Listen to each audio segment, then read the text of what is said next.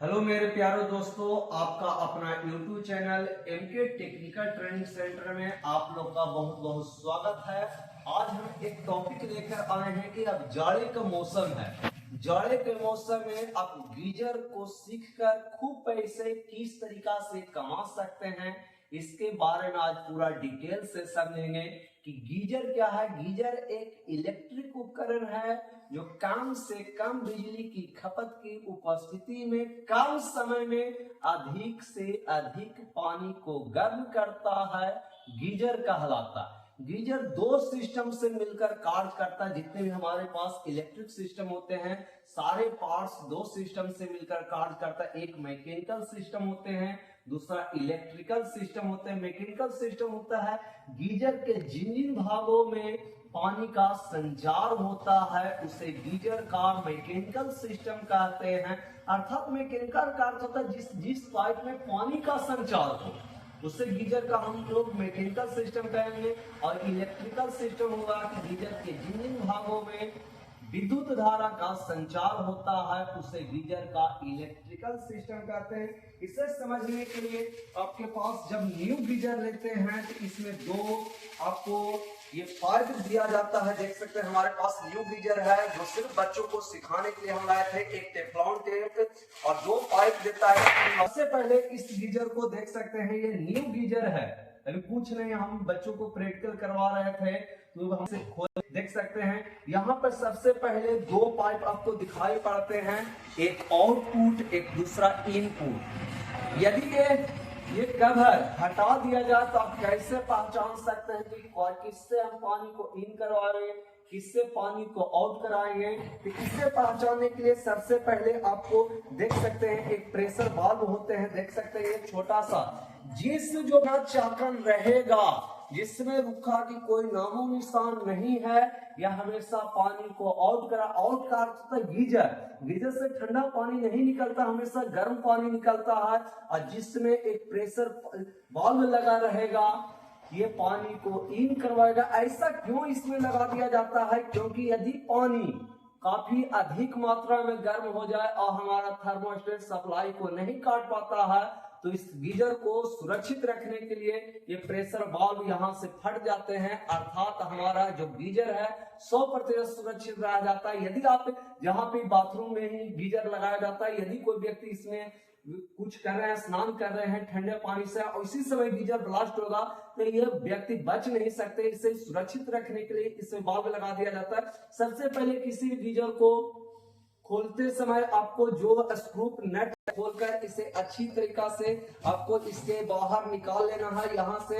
अब इसमें समझेंगे कि देख सकते हैं ये भी जो कसा हुआ रहता है ये भी इस तरीका से कसा हुआ, सारे 1 2 3 4 5 6 गो नट से कसा हुआ रहता है, जो 10 नंबर का नट से इसे टाइट कर दिया जाता है। अब इसमें समझेंगे ये वाल्व है, एक प्लास्टिक का पाइप लगा हुआ दिखाइए।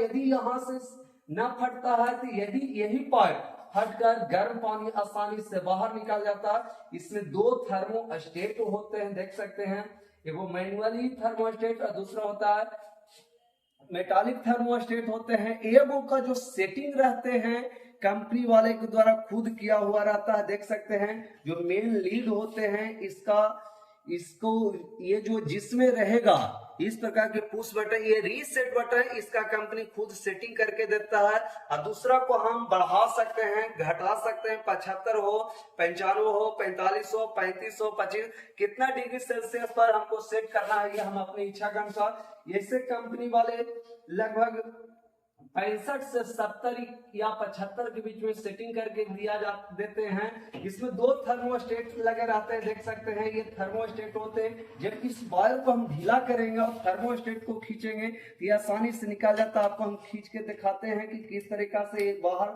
निकलते हैं। दोनों को हम ढीला कर देते हैं और दिखा रहे हैं कि देखिए निकल जाता है। इस तरीका से देख सकते हैं ये थर्मोस्टेट भी बाहर निकल जाता है। दोनों थर्मोस्टेट का सिस्टम एक ही होते हैं। जब इसे बाहर निकालेगा तो इस तरीका से ये निकलते हैं बाहर। और इसके अंदर ये सिर्फ एक ड्राम होते हैं जो पानी को गर्म करने का कार्य करता, रखने का कार्य करता। इसमें देख सकते हैं बीच में एक ही हीटर होते हैं। यही हीटर जब इस हीटर और न्यूट्रल की सप्लाई यदि हम दे देते हैं तो यह पानी को आसानी से गर्म कर देगा। लेकिन यदि इस पानी को कोई व्यक्ति इस बर्तन को छू देता तो आदमी बच नहीं सकता, मर जाता है। और कब तक पानी गर्म होते रहेगा इसका कोई पता नहीं, सप्लाई को नहीं काट पाता है। इसलिए इसके अंदर 2 थर्मोस्टेट लगा दिए जाते हैं ताकि ये पानी जैसे 75 डिग्री सेल्सियस तक गर्म हो जाते हैं, ये सप्लाई को काट देगा। और इसका जो पूरे जो पाइप देख रहे हैं, इसका जो पूरे जो इस प्रकार के सिस्टम जो दिखाई पड़ा, इसका नाम है गीजर असेंबली। जब गीजर असेंबली कब बदला जाता है कि जब आपके घर में गीजर लगा हुआ है, जैसे आप सप्लाई चालू करते हैं ये सप्लाई तुरंत कट जाता है। तो इस स्थिति में आपको समझना चाहिए कि इसका गीजर असेंबली टूट गया है, आपको इसका साइज दुकान पर ले जाकर ही बदल देना है। और इसमें 2 इंडिकेटर होते हैं, एक रेड होते हैं एक ग्रीन होते हैं। रेड इंडिकेटर यह सूचित करता है कि गीजर में सप्लाई जा रहा है कि नहीं, ग्रीन इंडिकेटर यही सूचित करता है कि जब पानी गर्म हो जाएगा पूर्व पे ना, तो ग्रीन इंडिकेटर जल जाते हैं। अब थर्मोस्टेट की चेकिंग हम कैसे करेंगे, ये सबसे पहले हम समझेंगे कि थर्मोस्टेट को चेक करने के लिए सबसे पहले आपको एक सीरीज बोर्ड होना चाहिए। आपके पास देख सकते हैं इस सीरीज बोर्ड में जैसे फेस और न्यूट्रल की सप्लाई देते हैं, सटाते हैं दोनों वायर को, तो हमारा सीरीज बल्ब जल जाता है। अब इसका 2 पॉइंट होते हैं, एक पॉइंट इस साइड में और एक पॉइंट यहाँ पे होते हैं। जैसे ही देते हैं तो हमारा ये बल्ब जल गया।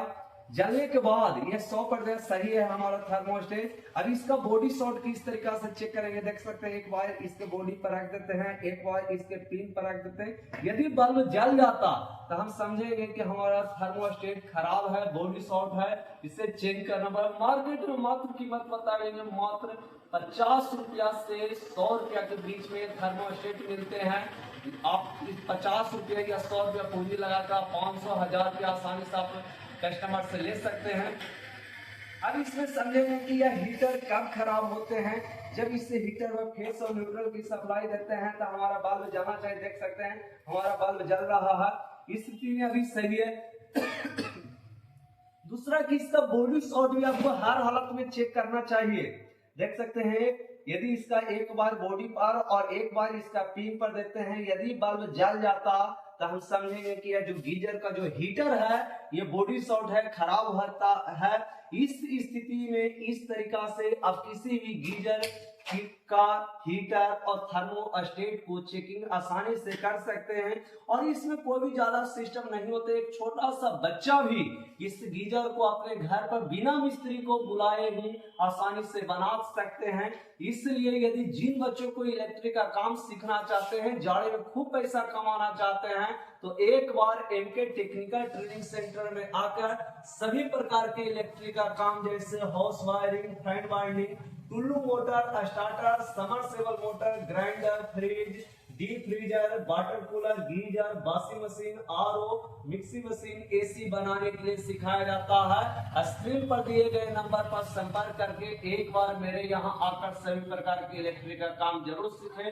वीडियो देखने के लिए बहुत बहुत धन्यवाद।